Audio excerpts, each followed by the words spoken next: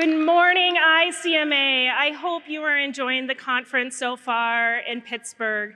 I know I am. I have enjoyed connecting and reconnecting, and you fill my battery. Thank you for your kind words, Chair Harrington. I didn't realize she already walked off the screen. And I want to say, we have accomplished a lot together. I also want to recognize Commissioner Pam Treese, Jerry Willey, and my Washington County colleagues who are in attendance. I am so incredibly fortunate to work for and with these amazing individuals who are delivering services each and every day. Please stand.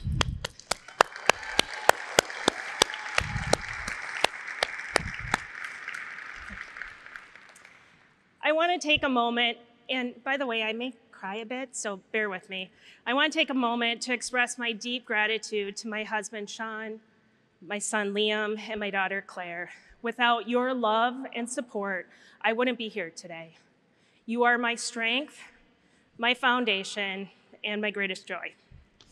On our life journey, we have moved from Minnesota to Colorado to Oregon, changing schools, meeting new friends, and missing lifelong friends. There's been laughter and tears, and throughout all, there's been love. Thank you for the sacrifices you have made so I can serve. I know there's so many others in this audience who can relate to those sacrifices. Please stand.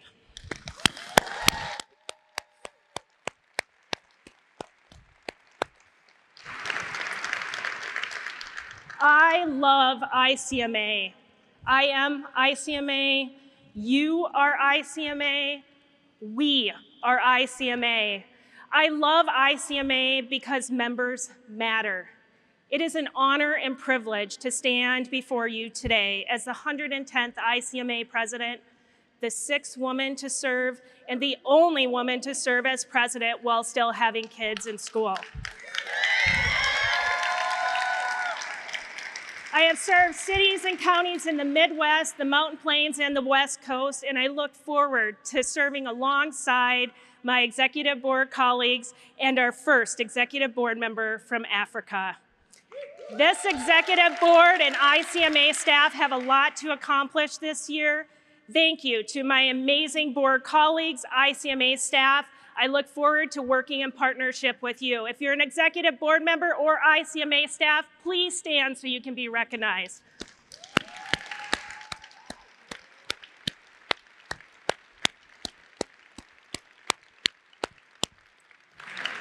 Today, I will share briefly some thoughts on the profession and a glimpse at the significant work ahead this year. There's 2 themes I want to leave with you today. 1, this is a noble profession. And 2, members matter. Our members are leading and supporting thriving organizations and communities throughout the world. This requires us to be brave and courageous in the face of complex and unprecedented challenges. The problems we face are multidimensional without clear paths forward, from housing to homelessness, public safety, behavioral health, just to name a few. These complex challenges require us to be system thinkers, but also require us to take an honest evaluation of the systems we operate within.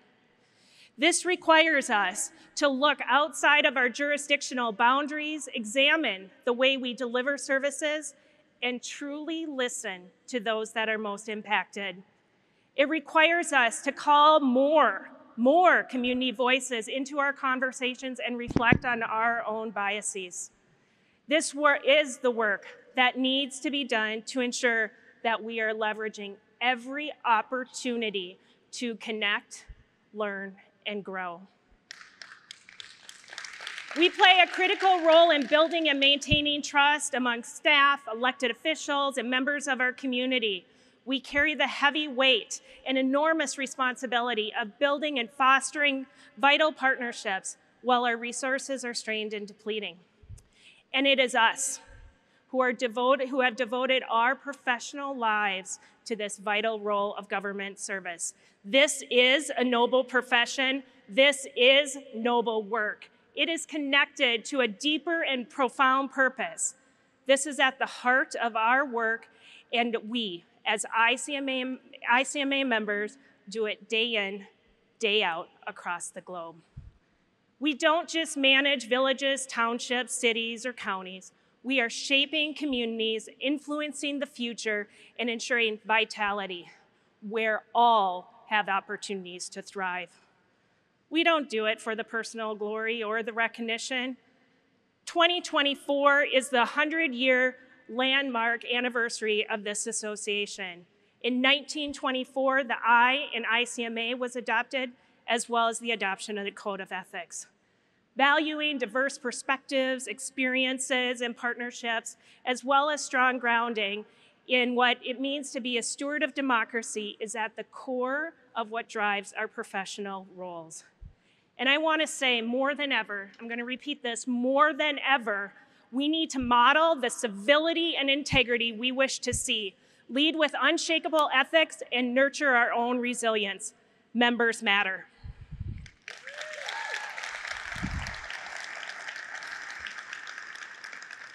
I appreciate Chair Harrington's comments, and I'm truly proud of what we have accomplished together in Washington County for the people that live, work, and play. It hasn't been easy, and it's required me to focus and build my own resiliency along the way. In 2020, I faced several challenges, moving myself and my family to another state, moving from serving a city to serving a county, moving from the number 2 seat as an assistant to the number 1 seat as a manager. Any of these would have been significant on its own. The icing on the cake was the pandemic. In Oregon, we were without a social network, and my kids felt isolated when they were immersed in virtual school. Over the last 4 years, we've had to focus on building our family resilience, and for each of us, that came in different forms. And I want to say these jobs are not easy. Parenting or being a middle or high schooler, it's not easy. And to be honest, frankly, adulting's not easy. And this is my story, but I know I'm not alone, and I know each of you have your not easy challenges that you are dealing with day in and day out. I truly believe that through vulnerability and acknowledging our own challenges and needs comes strength. We are not alone in our struggles. Life is short, so I challenge each of you to prioritize your own well-being. Be kind to yourself and extend kindness to others. We are on this journey together. You matter to this noble profession. Over this next year, the Executive Board and ICMA has many initiatives in place to ensure you, our members, matter. This summer, our Executive Director, Mark Ott, announced his intention to retire. This was a full circle moment for me, as I had the pleasure of serving as the Midwest Regional Vice President and a member of the search committee in 2016 when we passed the torch from Bob O'Neill to Mark Ott. I truly look forward to this next year and celebrating Mark Ott's significant accomplishments, and to ensure there is another smooth passing of the torch for ICMA, your Executive Board has immediately begun a recruitment process and has utilized this conference to get feedback from you. This board's priority is listening to the membership, focusing on member needs, and incorporating these expectations into the new hiring of the Executive Director. And this fall, ICMA will be launching a membership survey to get feedback from you on ICMA services and programs. This information will be used by the ICMA board and staff and in the transition of the Executive Director. I've had the opportunity to benefit from the vast program and services of ICMA, specifically their leadership and development programs over my career. I'm proud to be a credential manager because I believe it demonstrates my commitment to ongoing professional development as well as a learning mindset. The ICMA team has been working to launch and relaunch meaningful leadership development programs. I am thrilled that in spring of 2025, Leadership ICMA will be relaunched. This will be a competency curriculum and centered on ICMA's practices for effective local government management and leadership. And the new program design will incorporate a hybrid model approach to allow participants to benefit from the both in face-to-face as well as online learning experience. I know there's many Leadership ICMA alum and have heard of the eagerness to relaunch this program. If you're a Leadership ICMA alum, please stand.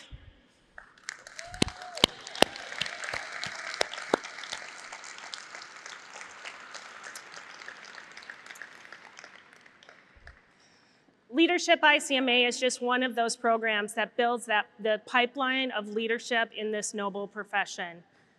In October of 2024, the Governance Task Force will complete phase 1 of their important work. The Governance Task Force was established to review how ICMA can best lead ICMA in the mid-21st century and beyond. Phase 2 of this work will immediately begin with a combination of ongoing task force members as well as executive board members to determine recommendations and immediate action steps. I am also pleased to share that ICMA has formed a new committee, She Leads Gov, which is focused on a global initiative to promote gender equality within our profession. If you are a member of the She Leads Gov committee, please stand up.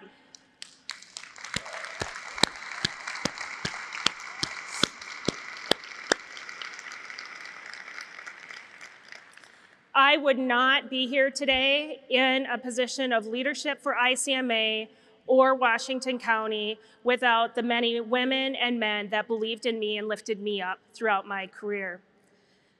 I also want to mention that our members, member committees, and our staff are the backbone of ICMA. And there is much more work and important work that I could talk about today. However, I do appreciate I was given a time commitment because actually I think you want to hear our opening speaker.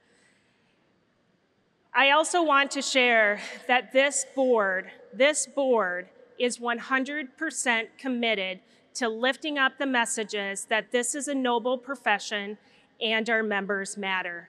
We are ready to work. Our members matter, you matter, I matter, and ICMA matters. Thank you.